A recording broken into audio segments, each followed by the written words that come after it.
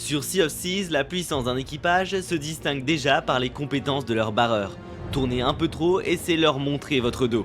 Vous l'aurez compris, on parle aujourd'hui du rôle de barreur, ça c'est pour vous les joueurs PVP de Sea of Thieves.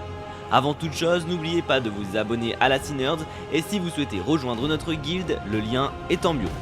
Pour commencer, la base d'un barreur, c'est de donner l'angle à ses coéquipiers en toutes circonstances afin qu'ils puissent tirer et mettre une pression constante. Mais bien d'autres éléments sont à prendre en compte. En sloop déjà, le barreur garde toujours l'ennemi à gauche de son navire, et ce pour plusieurs raisons.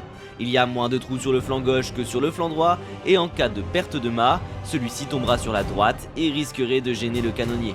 Alors privilégiez la gauche, qui sera en plus du même côté que les tonneaux de boulet. On pense au plus pratique.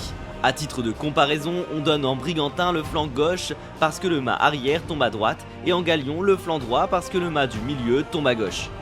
Mais en fonction du navire, donner l'angle n'est pas toujours la seule tâche du barreur. En sloop et en galion, c'est à lui de défendre d'arbord.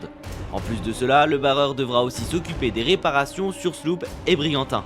A lui de ne pas hésiter à appeler le flex en renfort en cas de problème. A noter qu'il doit appliquer une pression sur l'ennemi grâce à son sniper.